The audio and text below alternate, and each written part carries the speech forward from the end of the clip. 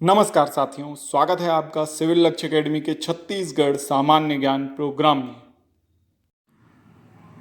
पहला प्रश्न है, रामायण काल में छत्तीसगढ़ को किस नाम से जाना जाता था?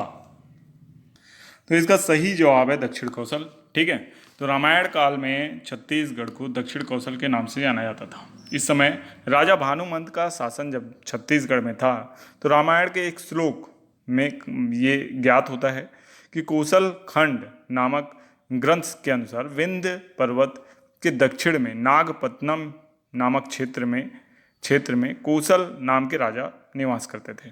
कालांतर में इस वंश के राजा कौन हुए? भानुमंत हुए, जिनकी पुत्री भानुमति का विवाह राजा दशरथ से हुआ। विवाह के पश्चात भानुमति का नाम कौशल क्षेत्र से होने के कारण कौशल्या पड़ा। कालांतर में भानुमंत का कोई पुत्र न होने के कारण यह राज्य राजा दशरथ को मिला तथा इस क्षेत्र का नाम दक्षिण कौशल रखा गया। तो ये याद रखना है आपको, नाम क्या रखा गया? दक्षिण कौशल। और वो श्लोक जो रामायण में है उसका नाम है तथा कौशल राजनम भानुमंत सुसंस्कृतम। ठीक है, तो इस श्लोक से ये ज्ञात होता है कि जो ये क्षेत्र था वो क्या था? कौशल क्षेत्र था या दक्षिण कौशल। ठीक है, साहित्यिक लेख में अगर देखा जाए तो पाणिनि के अष्टाध्यायी में दक्षिण कौशल शब्द का साहित्यिक रूप से प्रथम बार प्रयोग मिलता है। ठीक है, तो रामायण काल में छत्तीसगढ़ को किस नाम से जाना जाता था? दक्षिण कौशल नाम से जाना गया है। नेक्स्ट क्वेश्चन है, कालिदास द्वारा रचित रघुवंशम में छत्तीसगढ़ को किस नाम से पुकारा गया है? तो इसका सही जवाब है उत्तर कौशल। ठीक है, तो कालिदास बहुत महान कवि थे, है ना। महान कवि होने के साथ इनको भारत का शेक्सपियर भी कहा गया है। और इन्होंने अपनी रचना रघुवंशम में क्या कहा कि जो उत्तर कौशल नाम है वो इस क्षेत्र का नाम है। ठीक है, तो उत्तर कौशल बताया इस क्षेत्र को, और इस रचना में कौशल्या को कौशल देश की राजकुमारी भी बताया गया है। तो कौशल या उत्तर कौशल नाम किसने दिया? तो कालिदास द्वारा दिया गया, जो कि महान कवि थे। बहुत सारी रचनाएं लिखी, अभिज्ञान शाकुंतलम, रघुवंशम, मालविका अग्निमित्रम, है ना, ऋतु संहारम। ठीक है, तो ये सारी रचनाएं किसने लिखी है? कालिदास ने लिखी हैं। नेक्स्ट क्वेश्चन है, प्रोफेसर हीरालाल के अनुसार किस शब्द से अपभ्रंश होकर छत्तीसगढ़ बना? तो इसका सही जवाब है चेदिसगढ़, है ना। तो प्रोफेसर हीरालाल बताते हैं कि पहले महाजनपद काल में छत्तीसगढ़ चेदी महाजनपद के अंतर्गत आता था। कालांतर में यही चेदिसगढ़ बना और चेदिसगढ़ से अपभ्रंश होकर छत्तीसगढ़ नाम पड़ा। ये कौन बता रहे हैं?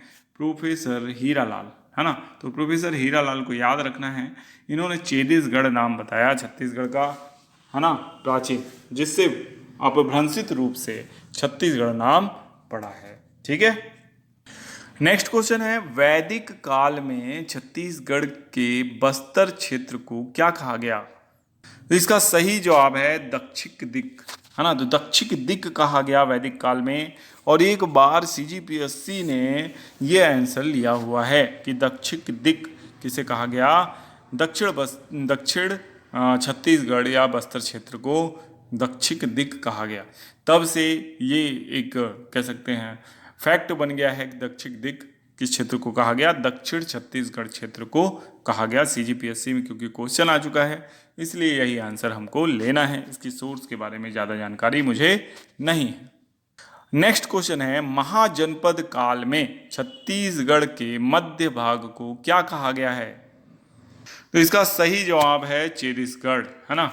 तो जैसे कि प्रोफेसर हीरालाल या डॉक्टर हीरालाल बताते हैं कि चेदिसगढ़ से ही छत्तीसगढ़ बना, तो ये चेदिसगढ़ शब्द का उपयोग चेदी महाजनपद से होता था, तो चेदिसगढ़ इसीलिए इसे कहा जाता था। ठीक है, तो महाजनपद काल में क्योंकि चेदी महाजनपद का पार्ट था छत्तीसगढ़, इसलिए इस पार्ट को क्या कहा गया?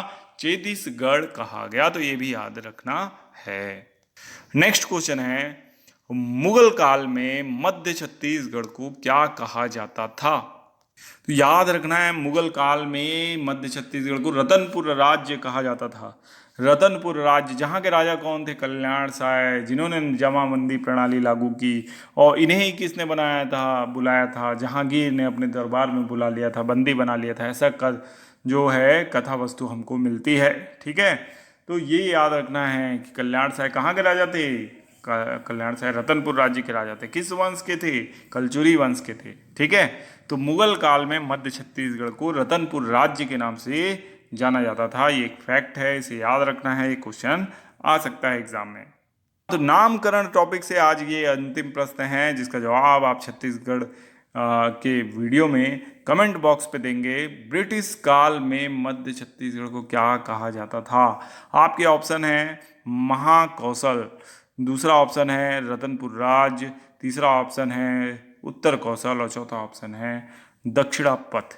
अगर आपने सही जवाब दिया तो आपको 1 करोड़ रुपए बिल्कुल नहीं मिलेंगे। उसके लिए आपको कौन बनेगा करोड़पति में जाकर पार्ट लेना पड़ेगा। मेरी शुभकामनाएं आपके साथ हैं।